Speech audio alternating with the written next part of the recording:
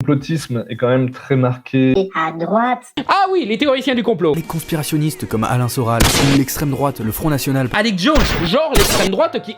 Bon, mettons les choses au clair dès à présent. Si on entend parler des complotistes en mal depuis ces derniers mois, avant que ne prenne fin la vie d'avant, c'est fort probablement parce qu'on s'est foutu de la gueule de Raoult par populisme et par complotisme, parce que Pfizer est une boîte très peu scrupuleuse avec des millions de dollars de dettes et de cours de tribunal, des milliers d'euros, au hasard parce qu'ils ont refilé des médocs hautement addictives aux Américains et qu'ils ont par la même occasion amené quelques milliers de morts, parce qu'ils développent, fabriquent et certifient leurs vaccins par eux-mêmes sans aucune étude venant de l'extérieur, et aussi parce qu'à chaque fois que le random PNJ doute et se pose des questions légitimes quant à la protection offerte par le vaccin, on le traite tout bonnement de complotiste. Je vais donc dire un truc qui va peut-être vous choquer, pas de trigger warning parce qu'on n'est pas des fils de pute à ce point-là quand même, vous n'êtes pas prêts.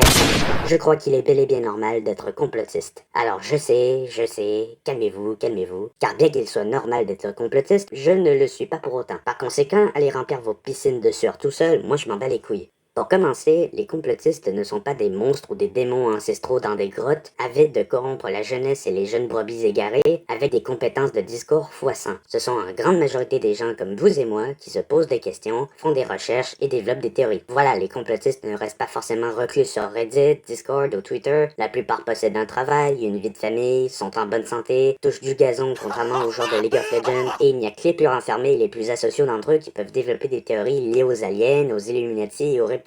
Alors que même dans ce cas de figure, on ne part pas de nulle part. Les histoires sur les aliens par exemple, il y a une grande partie de notre culture autour. Les faits divers, Roswell, la fiction, les films, les jeux vidéo, les séries. À quel moment est-ce qu'on ne peut pas se poser la question, est-ce que l'on nous cacherait l'existence des extraterrestres? Les histoires sur la 5G et le contrôle des masses, c'est lié à la compréhension de la psyché humaine, de la propagande, des techniques d'hypnose ou de manipulation. Les rumeurs quant au projet MKUltra. Typiquement, si l'on est capable de vous faire penser à un éléphant vert, simplement en énonçant ces mots, à quel moment on ne peut pas se poser de questions sur la 5G et l'acharnement des politiques à vouloir l'implémenter? Les Illuminati, ils ont bien existé au cours de notre civilisation. Ne peut-on pas croire qu'ils subsisteraient encore cachés dans l'ombre? Les histoires quant aux œufs de parasites dans les vaccins pour donner des maladies, quand on connaît Pfizer. Bon, ok. Quand on sait jusqu'où peuvent aller des entreprises dans l'industrie pharmaceutique, on peut pas se poser de questions?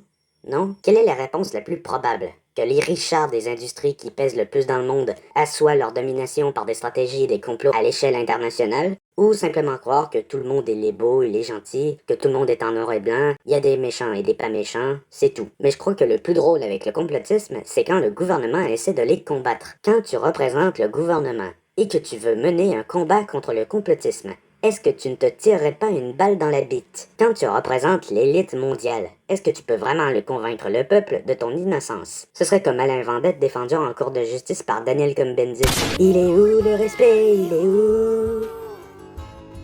Dans ton cul. Il est là le respect, il est là. Dans ton cul. Typiquement, quand le gouvernement tient à faire taire ses opposants qui seraient, selon eux, des complotistes, est-ce que le gouvernement ne lui donnerait pas les armes pour continuer? Ensuite, le complotisme n'est pas lié à gauche ou à droite. Ça, c'est typiquement un truc de PNJ, d'Oblivion ou de Skyrim que de croire que le complotisme serait marqué dans un certain bord politique. Le complotisme s'attaque directement aux politiques.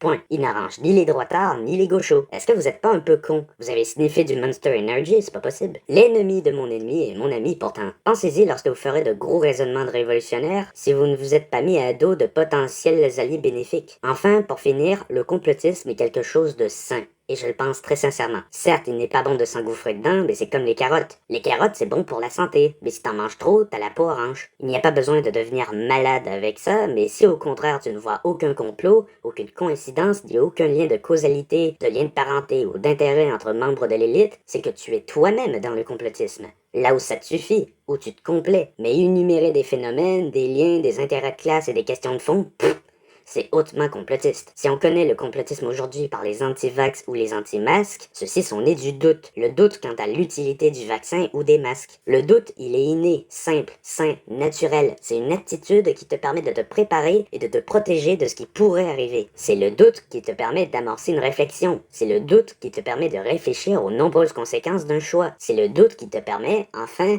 de te préparer au pire à toutes les situations possibles. Il est humain de douter. Sinon, la philosophie, la politique et l'estime de la vie et de la mort n'existeraient pas. Pourquoi réfléchir sur les composants, les éléments et les fondations de ce qui fait la vie si tu n'as pas la capacité de douter? Pourquoi réfléchir à l'avenir de son pays et de son peuple si tu n'as pas la capacité de douter? Pourquoi t'intéresser à l'intérêt et la finalité de ton existence si tu n'es, tout simplement, pas capable de douter? Douter est un don naturel de Mère Gaïa / nature pour définir le champ des actions possibles chez l'être vivant. Si on était tous des robots ou des êtres humains avec des puces implémentées par Klaus Schwab, le doute n'existerait même pas. Et ne pas douter, c'est n'avoir aucune réflexion, aucune fondation, aucun sentiment. C'est croire aveuglément tout ce qu'on te dit. S'il est normal de douter, alors il est normal d'être complotiste. C'est dit, si le doute s'applique naturellement dans nos vies au quotidien, le complotisme serait sans nul doute celui qui s'applique par rapport à la politique. Si vous êtes vous aussi dans ce cas de figure, complotiste, abonnez-vous car...